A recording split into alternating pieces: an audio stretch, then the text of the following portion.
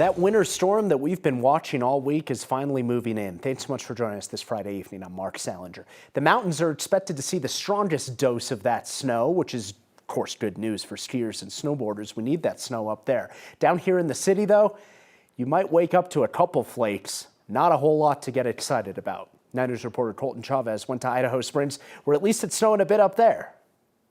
Snow has finally made its way to Idaho Springs, coming in waves and bursts and then starting to die off a little bit as well. It's a welcoming sign for a really warm and strange start to the ski season. At Exit 240 Ski and Bike Rental, a shop that's been a staple in Idaho Springs for nearly 20 years, the early season lull has been hard to miss. Thanksgiving break for them is normally one of their busiest stretches, with visitors rolling in through before and after heading home for the holiday break. But without the snow, they say the rush just hasn't come. Still, they say the moment flakes start to fly, everything can change for this local shop. We notice a big difference. As soon as Denver gets snow, it's like everyone kind of goes, wait a minute, I own a ski pass, I need to go skiing. Exit 240 Ski and Bike Rental tells me they hope the snow tonight is a sign of what could be a very nice ski season. In Idaho Springs, Colton Chavez, 9 News. Down here in Denver, it was a nice day for any Black Friday shopping or just getting outside if you didn't want to deal with the mall. We hovered just around 60 degrees today. Yes, it is November 28th.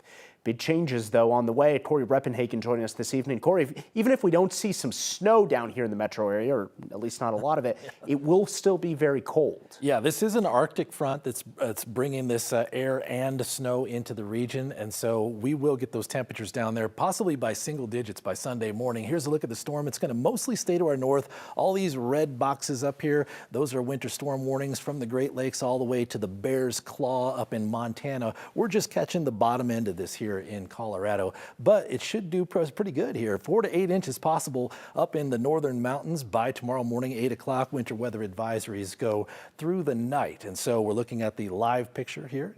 Eisenhower Johnson tunnels. We see some snow on the roads here out on the I-70, and we do see some pretty good snow showers coming down up there.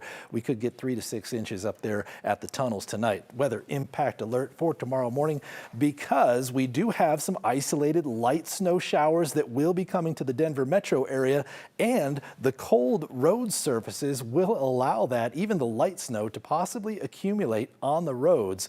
Even light dusting could cause some trouble between 4 a.m. and 9 a.m. tomorrow. It's a very short window, but that is our chance to see that first snow of the season. I'll have more details on that coming up in just a few minutes. Mark? It is a chance. Thank you, Corey.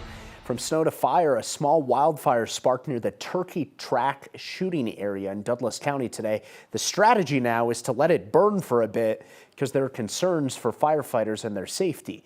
It's burning about 14 miles northwest of Woodland Park off Highway 67. National Interagency Fire Center says it's only about 8 acres in size with no containment. They do believe it was human caused. U.S. Forest Service says residents in the area can expect to see smoke for the next few days as crews take an indirect approach to fighting this fire. That's because there's a concern about live ammunition in the area. Again, this is at a shooting range. That area near that shooting range saw another wildfire earlier this year. It burned about 128 acres and was also determined to be human caused. A Colorado Springs mother accused of killing 2 of her children will be brought back to the United States now to face charges. Investigators say Kimberly Sindler left the country after allegedly drugging and killing her 9-year-old daughter and 7-year-old son at a condo complex in Colorado Springs back in December of 2023. She's been fighting extradition in the UK ever since then. But a judge there has now ruled that she'll be sent back to the U.S. to face charges upholding an earlier decision that she had appealed. If convicted, Sindler could face life in prison without the possibility of parole. A deadly crash in Douglas County earlier this week that killed 5 people was caused by a man on parole. It's the latest in a growing list of deadly incidents involving people released from Colorado's prison system.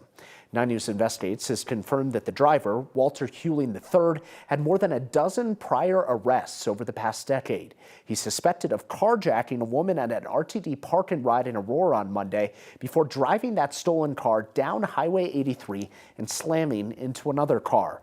We've learned Hewling's most recent prison sentence came after pleading guilty to 3 assaults back in 2019 and that he was on parole at the time of Monday's crash. We still don't have details on why or how he was released, but this marks 19 deaths along the Front Range tied to people who are on parole.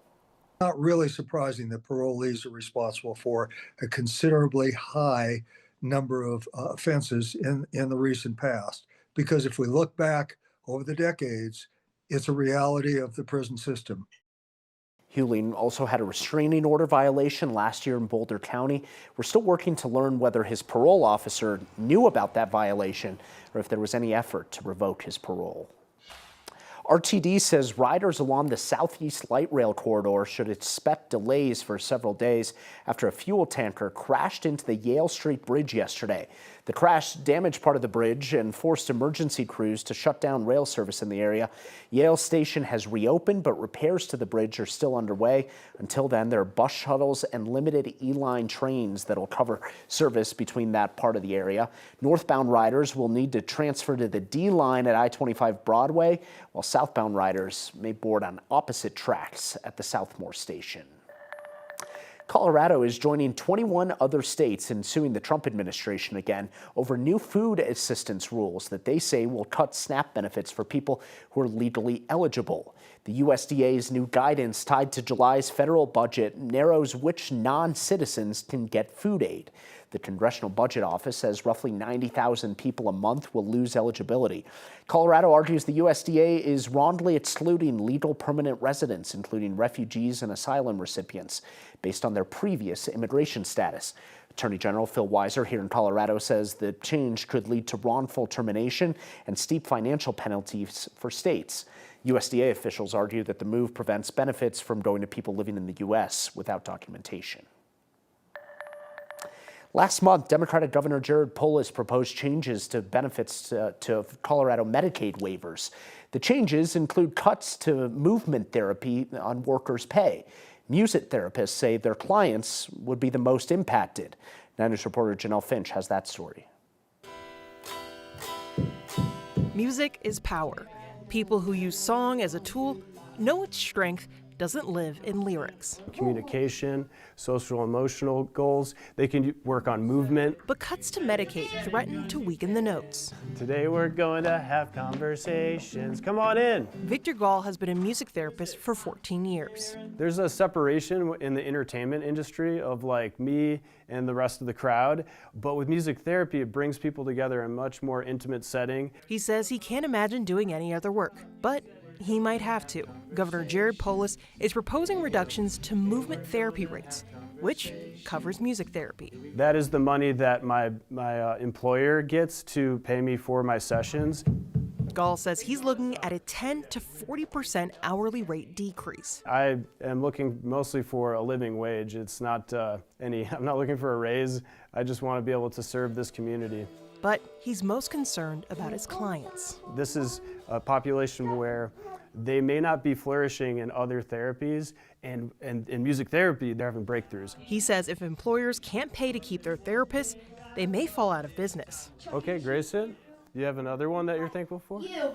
Me? Victor? The state is taking public comment from stakeholders on proposed changes before they're approved. This is a life-changing therapy, and I would hate for it to be cut. Gall hopes there's still time to finish this song strong.